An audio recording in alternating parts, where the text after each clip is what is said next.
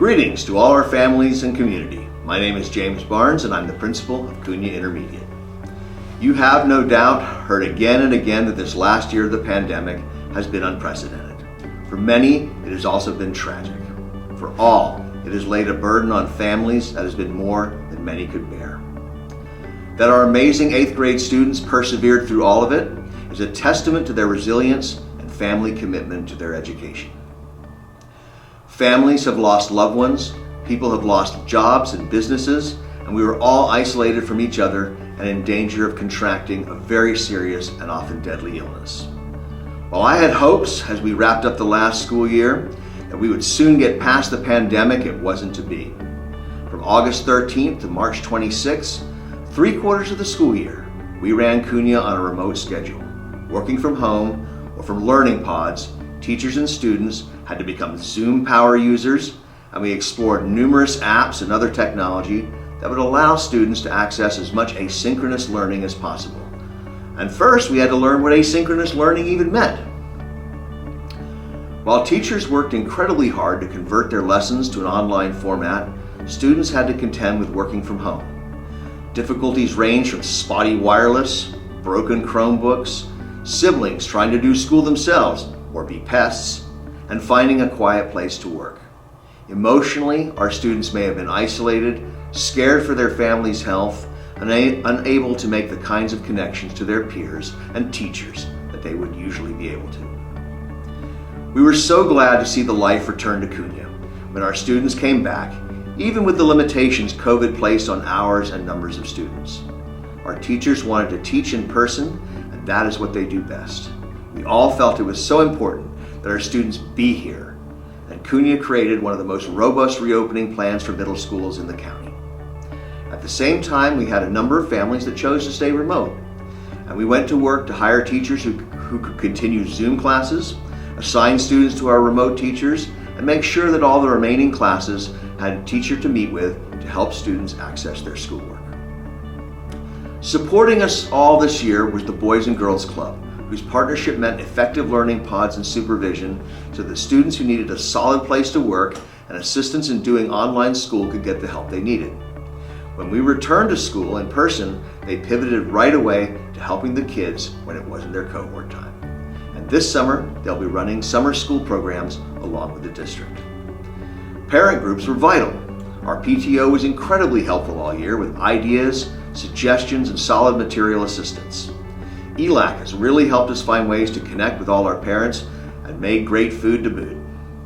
Volunteers on our school site council and health and wellness committee helped us clarify and identify the areas we need to target with funds and programs to improve our school community. My purpose in listing the parent groups and partner organizations is that Cunha Intermediate really is a community. And so many parents and community members gave their time and energy during a pandemic to see that our children got the best education possible given the circumstances.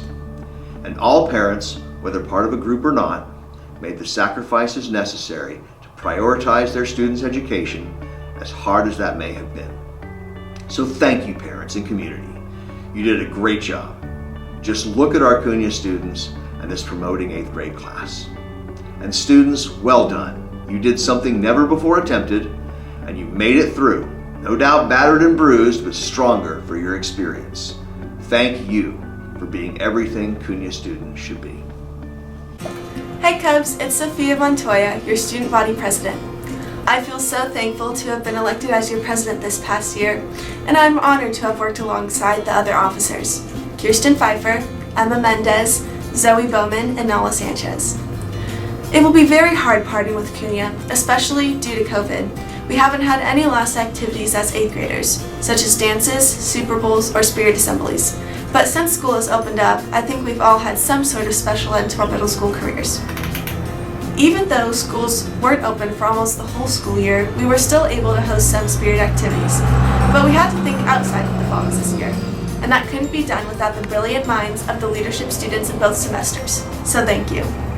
This year, unlike any other, has forced us to grow in many different ways. Things were very different this year, like taking math tests on Delta Math, which had its many glitches, and doing a PowerPoint presentation for our historical figure project. One important thing I learned this year was that if I can successfully pass my classes remotely, I can do anything in person, and I think that's true for everyone else. We fought the challenge of distance learning, whether it be asking a friend for help on the homework or going to your teacher's office hours. And this challenge we have overcome will give us the skills no other grade has. It will make us more than ready for high school. Unlike the last 8th grade class, we started 8th grade fully remote, but as case numbers dropped and people started getting vaccines, we were finally able to open back up as a school. Even though it's not fully in person, I'm so thankful I got to spend even just a few weeks in person because I've done a lot better in school and my mental health has gotten a lot better because I've been able to see my friends every day.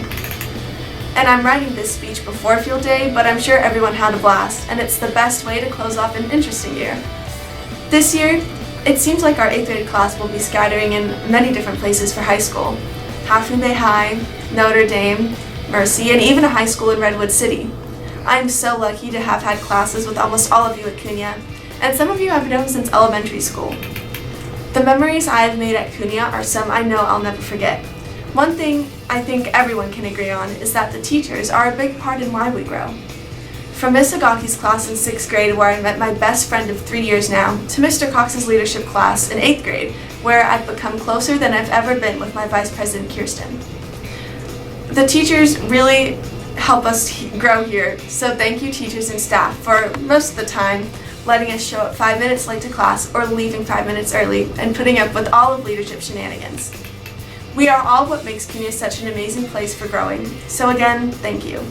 And that is why, with a heavy heart, I say goodbye to Cunha and we all start the next chapter of our lives, high school. Thank you.